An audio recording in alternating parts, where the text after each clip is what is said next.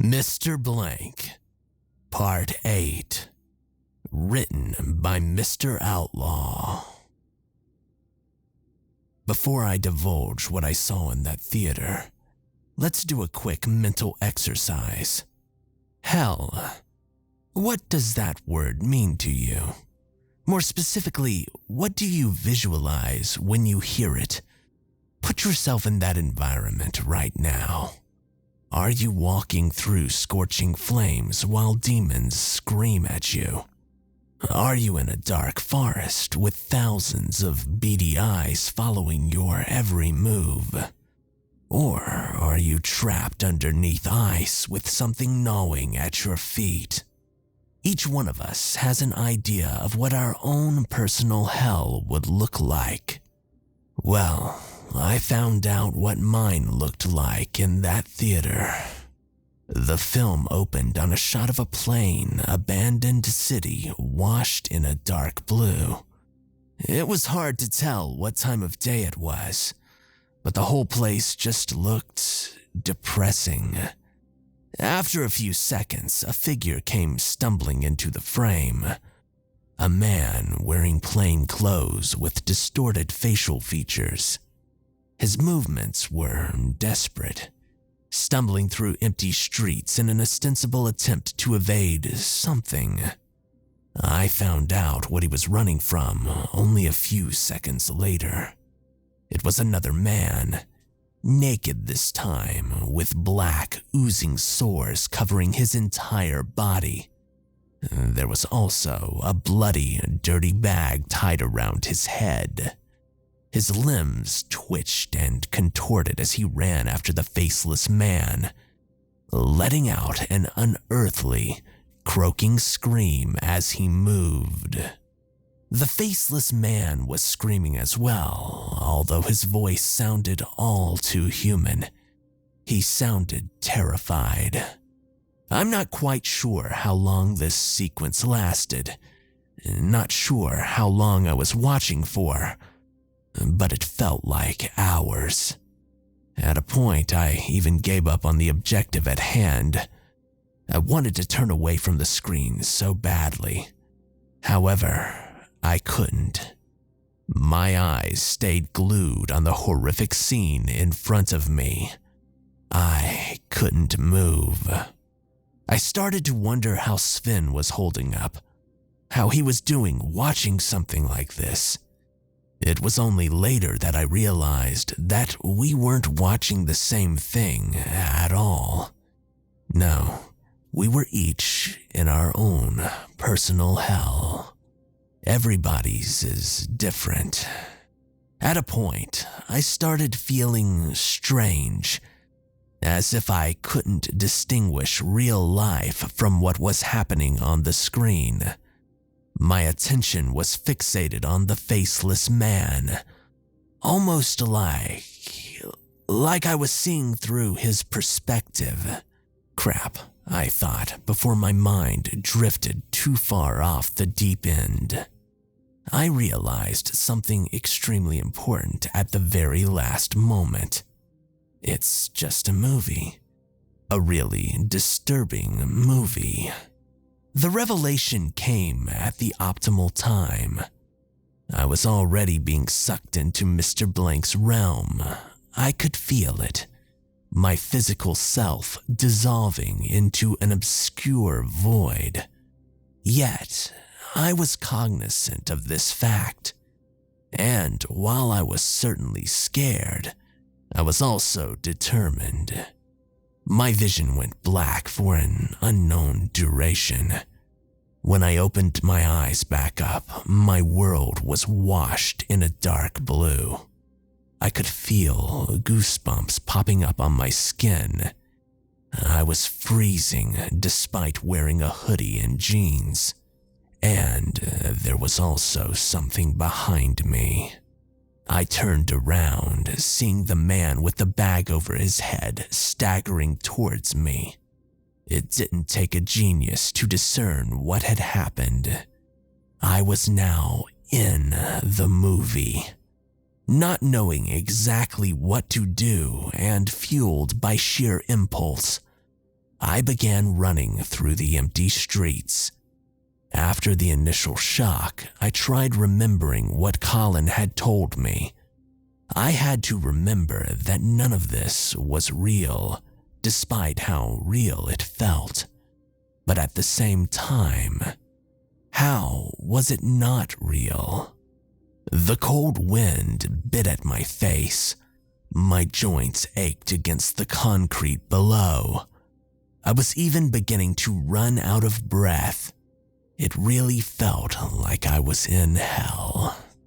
My mind started to become frenetic. How was this possible? Where was I? We never feel physical sensations in our dreams. So, what was this? I turned around again, noticing the bag-headed man was getting closer, his inhuman shrieks sending shivers down my spine. I was starting to lose it, starting to lose my own sense of reality. The streets ahead of me were endless and unchanging. There was nowhere to go, nowhere to hide. I could hear myself beginning to whimper.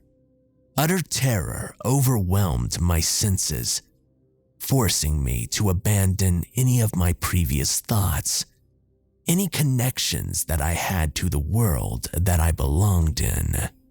Was this the world that I belonged in? How long had I been here? Maybe this was all that I knew. It was an unnerving realization and one that caused my eyes to begin watering. I was in hell. This was my existence. Cold tears began streaming down my face as I continued to run from the monstrosity behind me. I was beginning to forget where I'd even come from, and I was getting tired. I closed my eyes, preparing to give up entirely. Doing so hurt as my tears began freezing up. But wait, that didn't make any sense. I remembered reading about this once, how tears would only freeze below around 40, and it was certainly that cold. It was an utterly random fact, and one that I had no reason to keep stored in my brain. But remembering it in that moment helped me more than I could ever know. Now, if that part didn't make any sense, then what else was off about this situation? What was I doing here? I opened my eyes again and I stared up at the sky. It was empty. There was no sun, no stars, no moon, no clouds. That wasn't right either. The buildings that surrounded me, I'd never seen a place like this before. I didn't belong here. This wasn't my world. This was Mr. Blank's world. And that's why I had come here. To save Lacey. None of this was real. I stopped in my tracks, catching my breath. I turned around, watching as the man behind me got slower and slower, before stopping only a few feet away from me. He looked confused, as if he couldn't understand why I wasn't running. Why had I stopped? Because none of this was real. So why would I fear something that wasn't real? "Hey, where is Lacey?" I yelled back. The man took a step back. "Don't you run," I said. "Where is she?" He started backing up faster. My grin grew wider. "I'm gonna tear you apart with my bare hands if you don't tell me," I said. Suddenly, I wasn't so cold anymore. I could feel the adrenaline coursing through my veins. "Where is she?" I screamed. My voice was growing primal, my impulses fueled by accumulation of all the fear and frustration that I'd been feeling up until that point. I caught up to the bagged man relatively quickly, tackling and then wrestling him down to the ground. I could feel his sores oozing all over me, which was quite the disgusting sensation, but I forced myself to ignore it. "Where is she?" I screamed as I began strangling him. However, instead of gasping for air, the man simply began laughing. Of course he would. This was all a farce. "What the?" I screamed. I grabbed the bag and I ripped it off of his face.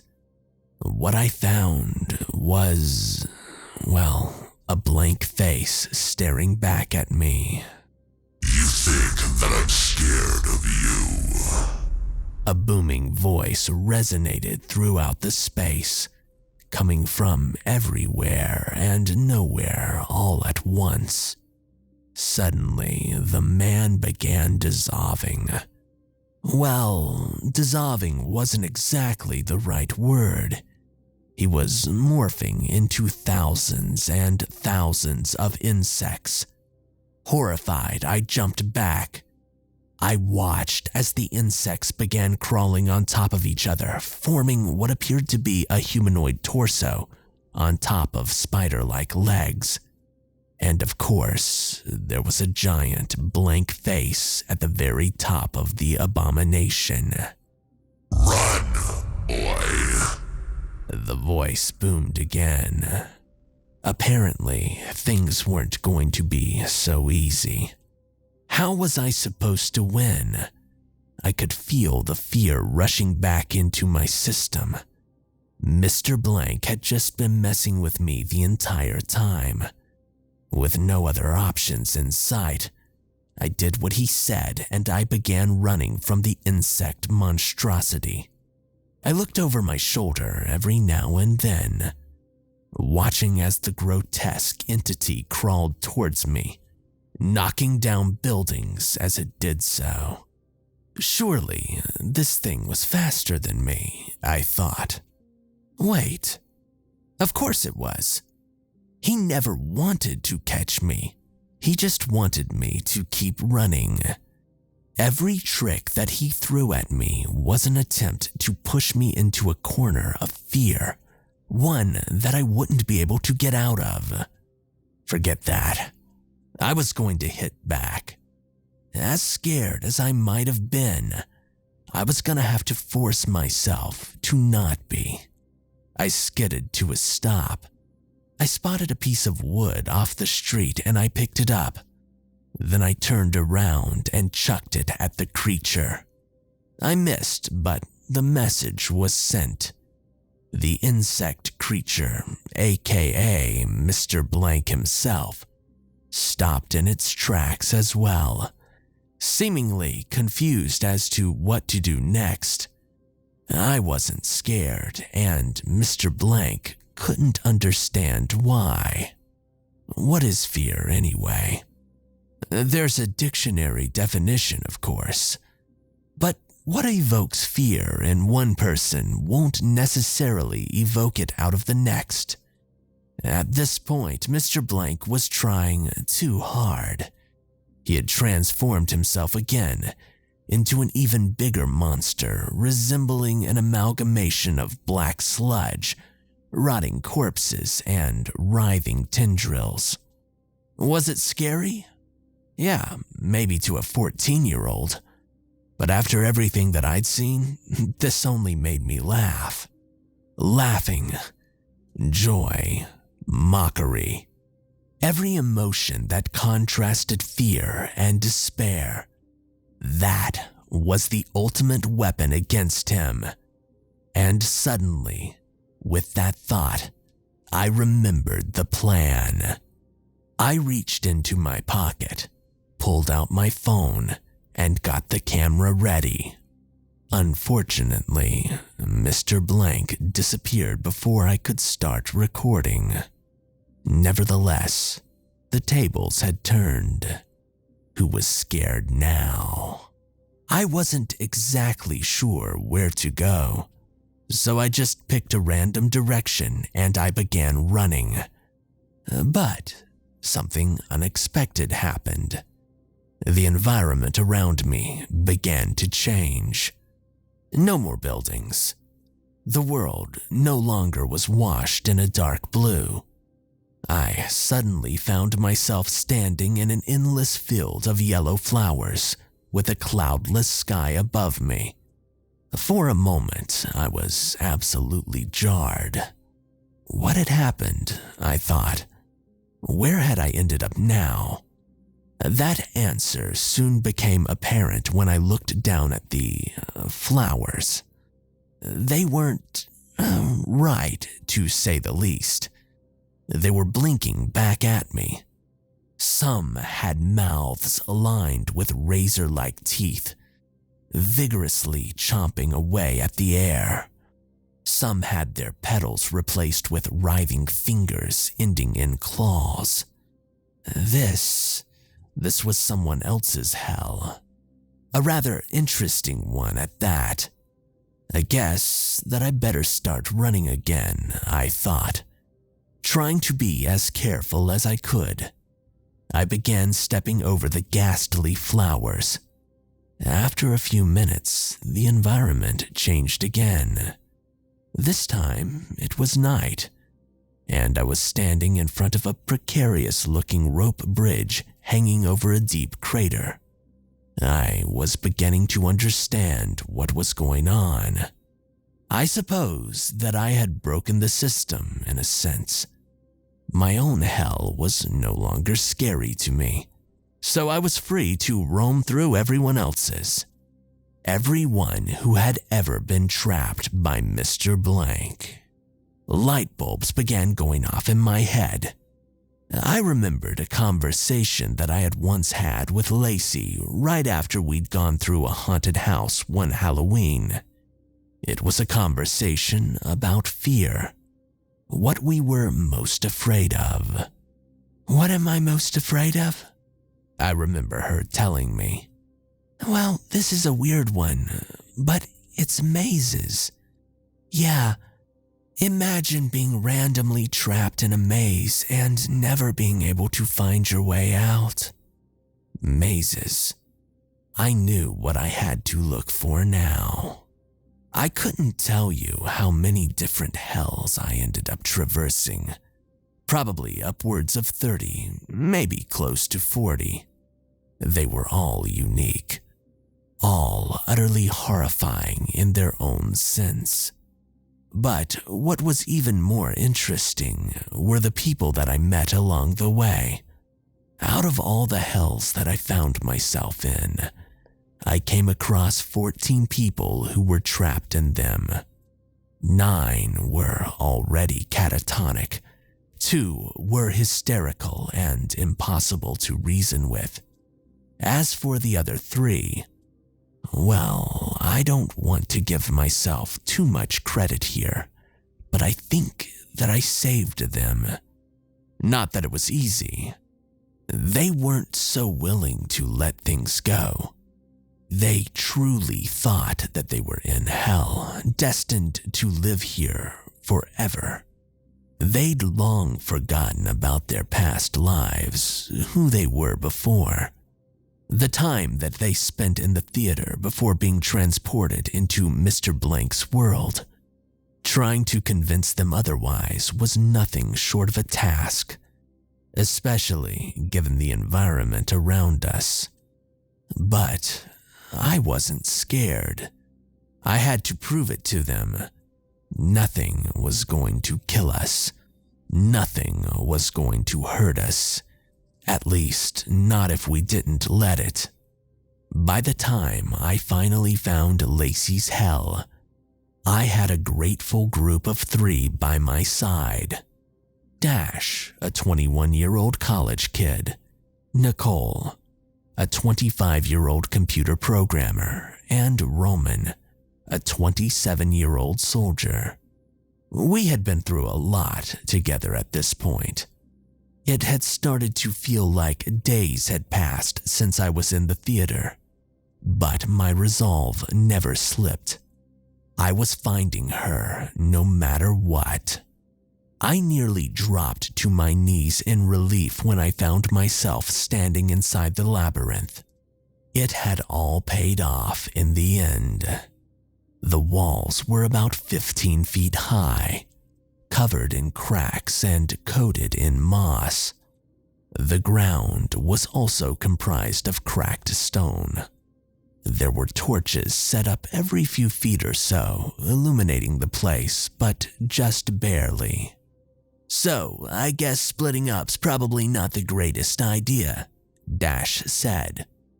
"I wouldn't be scared if we do, though," Roman said, grinning at me. "I'm not scared of a fake place like this." I smiled back. When I met him, he'd been petrified, as if he'd already given up on any kind of hope. But here he was now, ready to help me take down Mr. Blank and find Lacey.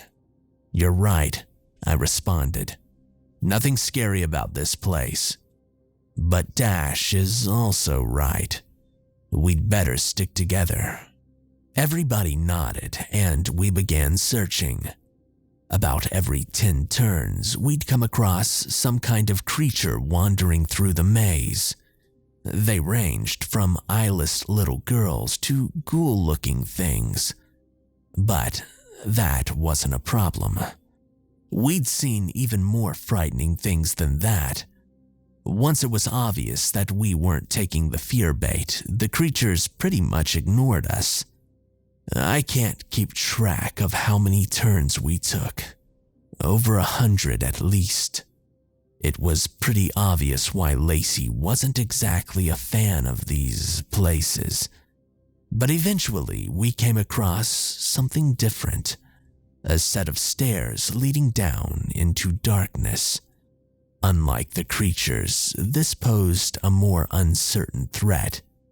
It evoked a fear of the unknown, making it exponentially more frightening than any of the corny monsters that we'd encountered before. I could see hesitation rising amongst our group, but that was to be expected. That's exactly what Mr. Blank wanted. For that reason, I didn't even think about it before descending the stairs, using my phone's flashlight to guide me along. It didn't matter if nobody followed.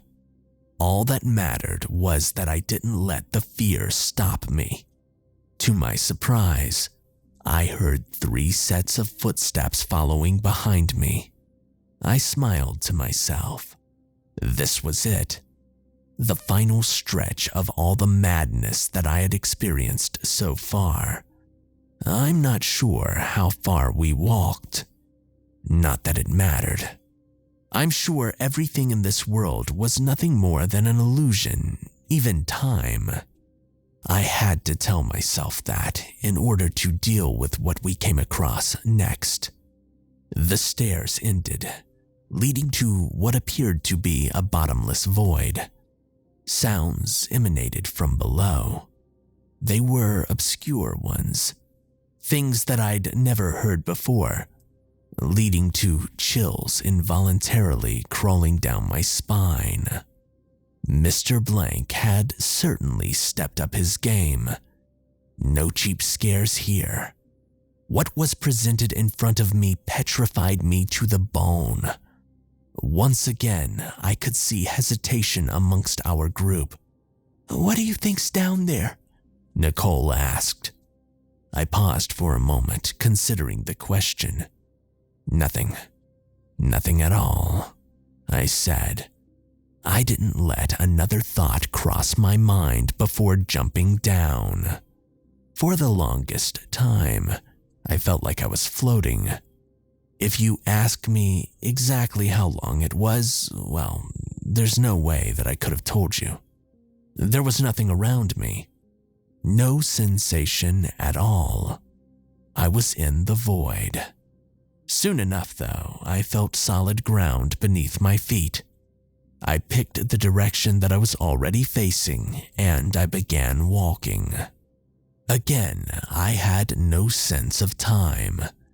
My mind began drifting with every step that I took, but I never let it get away from me completely. An indiscernible amount of time later, I found myself standing in front of a stone clearing, with everybody else behind me. We were at the edge of the maze, and I had found what I was looking for. I let out a deep exhale, probably the deepest one of my life. Lacey! She was right in front of me, curled into a ball with her back against the stone wall. She was wearing what she typically did, blue jeans and green flannel.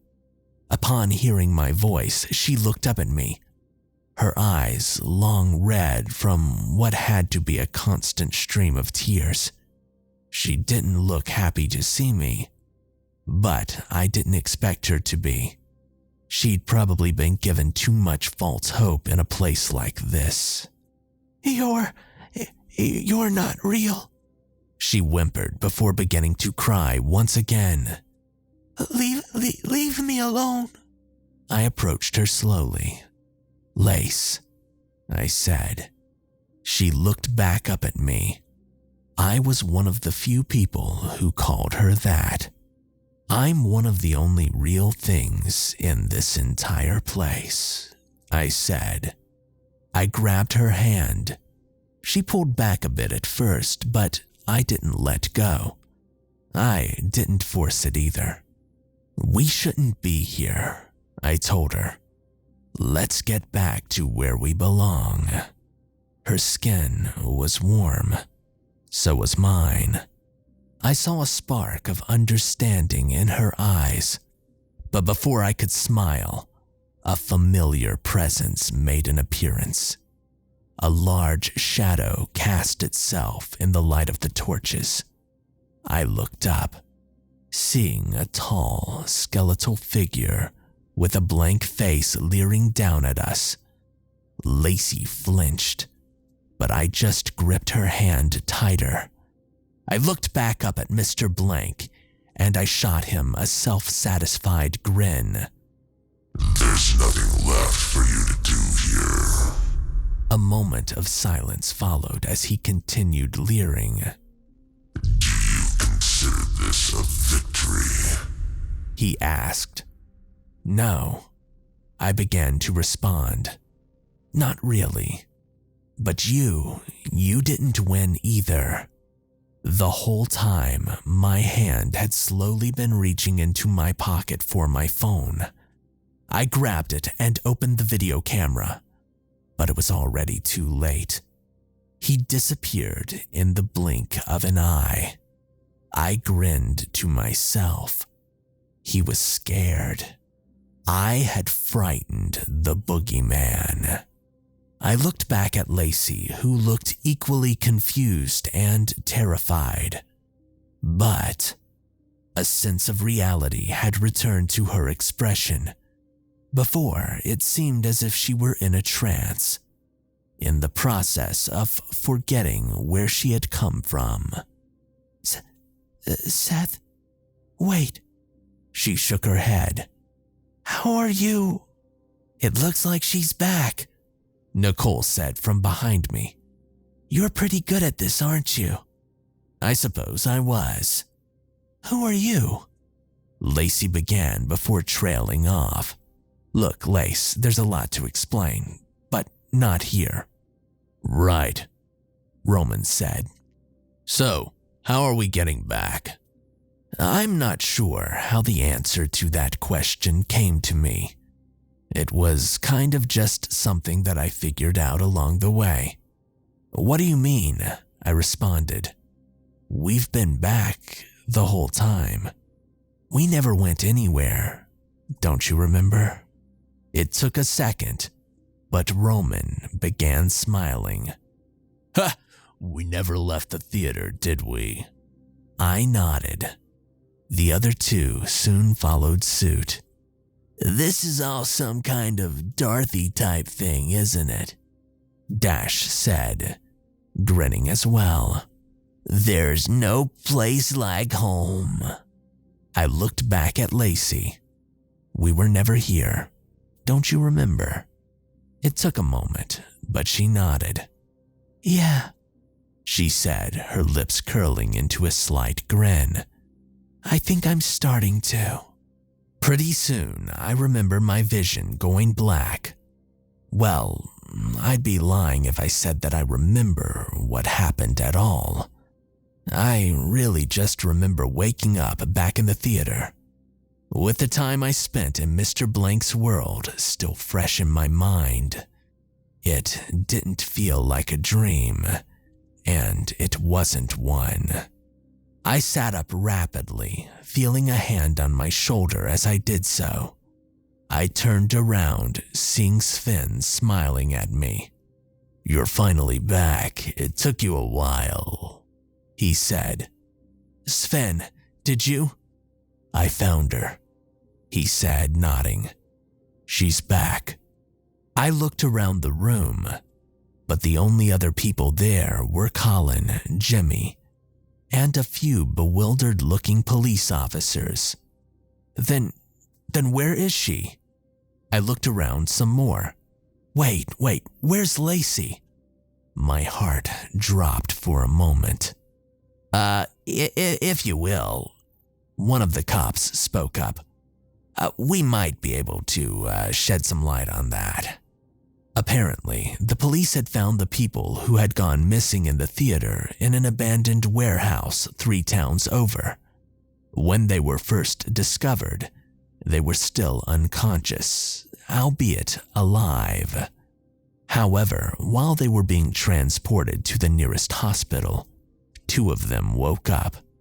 2 university students, a male and a female, whose names hadn't been released. Apparently, a dazed woman had also been found wandering through the woods in a different state as well. I had a good feeling who they all might be. So did Sven. And I was right. I hauled it over to the hospital immediately. The cops tried to stop me, but Sven flashed his badge again and got them off my case. He really was a good asset to have around. I looked through the window of the room the recovered students were staying in. I don't think my smile's ever been wider than when I saw Lacey sitting up in her bed, alive and playing with her hands as she usually did. She looked a bit frail, but there was no doubt about it. She was smiling. She remembered everything. I left without saying anything to her. All that I needed to know was that she was safe. Our reunion would come later. For now, she needed to rest. On the way back, I'd learn how she ended up in a warehouse so far away to begin with. Apparently, Mr. Blank's influence was severe and far-reaching. He had a whole legion of fear-induced slaves doing his bidding in our world. Since he needed his victims to remain alive and undisturbed, he'd order people who he'd petrified into obeying him in the past, like Colin, to storm the theaters, quickly drag out the bodies, and then drive them off to a far, remote location. Once there, they'd keep the physical bodies alive while their frightened minds remained trapped in Mr. Blank's world. This time, they even took it up a notch. They replaced the video surveillance with looped footage taken when the theater was empty, in order to confuse investigators even more. And it sure did work. A foolproof system, right? Not really. 7 arrests were made that day. It'll be an interesting trial for sure. Nevertheless, I can't say that I hate those people. And I can't hate Colin either. There's only one person that I can direct my anger towards. He's still alive out there, and I feel a lingering responsibility to rectify that. We'll see where this goes. Update. I got a call from Jimmy a few hours ago. I told him about what I had seen in the other dimension, about how I wanted to get rid of Mr. Blank once and for all. I got something you might be interested in, he told me. You see, this varmint's apparently got a bounty on his head out there in the cosmos. We could make a real killing if we reel him in. I got another buddy who's interested as well. His name's Dex. Oh, but he's got a weird arm, so don't freak out when you meet him. I mean, a freaky weird arm. All right, talk to you about the details later, so bye for now, he said as he hung up. So, it looks like the hunt might be back on.